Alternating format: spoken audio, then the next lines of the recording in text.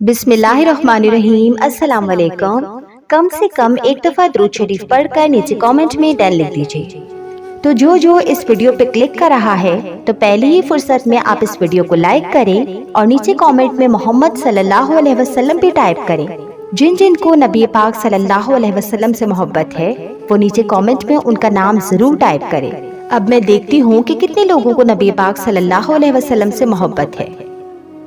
تو الحمدللہ بہت جلد وہ رات آ رہی ہے جس کے بعد سے ظلمت دور ہوئی تھی اور خوبصورت صبح ہوئی تھی، یعنی کہ 12ویں شب کی رات کے بعد صبح صادق کے وقت ہم سب کی پیارے پیارے نبی محمد صلی اللہ علیہ وسلم کی ولادت ہوئی تھی۔ آج ہم اسی بارے میں بات کریں گے، تو ایک بار کہیے سبحان اللہ۔ آپ لوگوں میں سے جو بھی یہ ویڈیو سن رہا ہے تو آپ سبھی لوگوں سے گزارش ہے کہ ہم نبی پاک صلی اللہ علیہ وسلم کا ذکر کر رہے ہیں تو اپنی زبان پر درود پاک جاری رکھیں۔ اللہ تعالیٰ سے دل سے دعا ہے کہ اس رات کے صدقے جس کی جو حاجت ہے، جو مراد ہے، جو بھی دعا ہے، اللہ تعالیٰ اس کی اس دعا کو اپنے فضل و کرم سے قبول فرمائے اور نبی پاک صلی اللہ علیہ وسلم کے صدقے سے جو پریشان ہے اللہ تعالیٰ اس کی پریشانی کو دور فرمائے اور اسی رات کے صدقے سے اللہ تعالیٰ تمام انسانوں کی تمام دلی مرادیں پوری فرمائے، آمین ثم آمین۔ تو چلے اب ویڈیو کو سٹارٹ کرتے ہیں۔ 12 ربیع النور کو وہ نور آیا جو خود نور ہی نور ہے، جو چاند کی طرف انگلی کرتے تو کبھی چاند 2 ٹکڑے ہو جاتا تو کبھی انگلی کے اشارے پر ادھر ادھر ہوتا۔ 12 ربیع النور کو ان کی ولادت ہوئی جس کے چرچے اللہ کے سب سے پہلے نبی حضرت آدم علیہ السلام کے سامنے ہی ہونے لگے تھے، جو تمام نبیوں کے سردار ہے، جو خاتم النبیین ہے، جن کے بعد اب کوئی نبی علیہ السلام نہیں آئیں گے۔ 12 ربیع النور ان کی ولادت کا دن ہے جس کا امتی بننا ہر نبی علیہ السلام نے خواہش کی تھی، اور الحمدللہ ہم اسی نبی صلی اللہ علیہ وسلم کے امتی ہیں۔ مبارک ہو ہر امتی کو کہ جنہیں بن مانگے اللہ تعالیٰ نے اتنی بڑی دولت سے نواز دیا، ہمیں ان کا امتی بنا کر بھیجا جن کا امتی بننا نبیوں کی تمنا تھی۔ کہہ دیجئے سبحان اللہ۔ 12 ربیع النور کو صبح صادق کے وقت اس کی آمد ہوئی، جو نہ تھے تو کچھ نہ تھا، جو نہ ہو تو کچھ نہ ہو۔ الحمدللہ بہت جلد 12ویں شب آنے والی ہے، تو اسے غفلتوں میں نہ گزاریے۔ اس رات پوری رات عبادت کیجیے، کثرت سے درود پاک پڑھیے، شکرانے ادا کیجیے، صبح صادق کے وقت تک درود پاک پڑھتے رہے، بے شمار دعائیں کیجیے۔ 12 ربیع النور کے دن روزہ بھی رکھیے، کیونکہ ہمارے سرکار صلی اللہ علیہ وسلم نے اپنی ولادت کے دن روزہ رکھا تھا، تو ہم سب بھی انشاءاللہ ان کی سنت کو ادا کریں گے۔ اب کئی لوگوں کا کہنا ہے کہ 12 ربیع النور اگر خوشی کا دن ہوتا تو کیا سرکار روزہ رکھتے؟ تو ان سے میرا ایک سوال ہے، کیا روزہ غم منانے کی نشانی ہے؟ اگر ایسا ہے تو کیا آپ رمضان کریم میں غم کی وجہ سے روزہ رکھتے ہیں؟ نہیں نا، روزہ رکھنا خوبصورت عبادت ہے جو خوبصورت موقعوں پر ادا ہوتی ہے، اور 12 ربیع النور سے خوبصورت دن کوئی ہو سکتا ہے؟ یہ تو وہ دن ہے جن کے آنے کے بعد ہر چیز میں خوبصورتی نصیب ہوئی۔ اب کئی لوگوں کا کہنا ہے کہ عید میلاد النبی اگر عید کا دن ہے تو عید کا روزہ تو حرام ہے، پھر خود حضور صلی اللہ علیہ وسلم نے اس دن روزہ کیوں رکھا؟ تو ان کے لیے بھی جواب حاضر ہے۔ حدیثوں میں جمعہ کے دن کو بھی عید کا دن کہا گیا ہے، اور رمضان کریم میں الحمدللہ 4 سے 5 جمعہ آتے ہیں، تو کیا ہم ان دنوں کے روزے چھوڑ دیتے ہیں؟ کیونکہ جمعہ کا دن بھی تو عید کا دن بتایا گیا ہے، تو پھر عید کے دن روزہ کیسا؟ تو دیکھیں، شیطان ضرور بہکائے گا، لیکن سمجھنے کی کوشش کیجیے۔ میلاد کا دن کوئی چھوٹا موٹا دن نہیں ہے، یہ وہ دن ہے جس کے صدقے میں ساری عیدیں نصیب ہوئی۔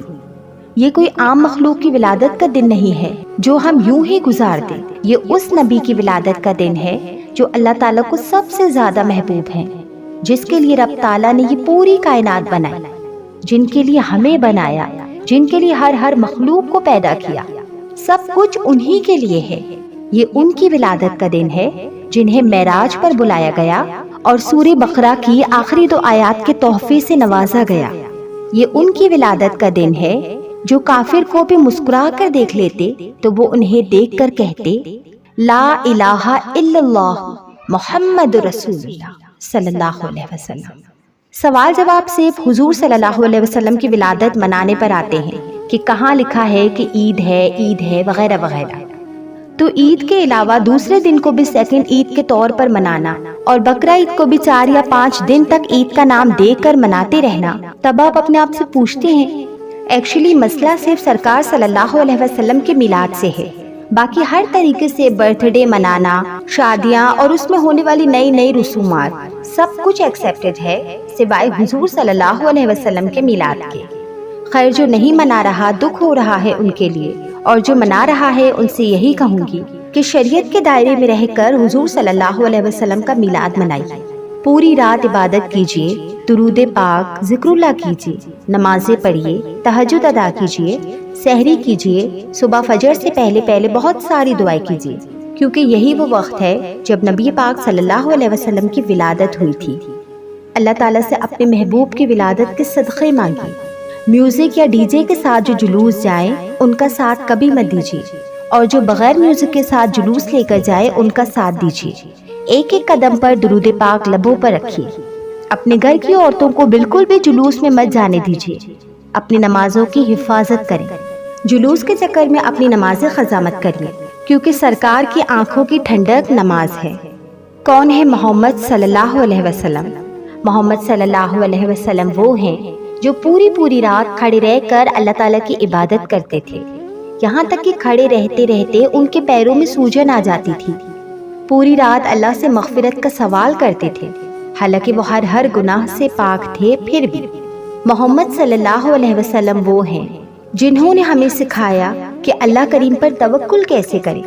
اگر قیامت کی گھڑی آ جائے اور آپ پودا لگا رہے ہوں تو اس وقت رکو مت، اس پودے کو لگا لو، اتنا توکل رکھو اللہ پر۔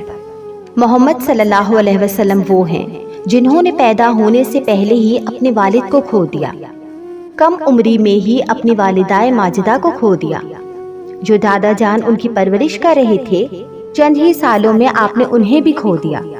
جنہوں نے اپنے 6 بچوں کو کھو دیا، انہوں نے ہمیں سکھایا کہ صبر کیسے کرنا چاہیے، صبر کیسا ہونا چاہیے۔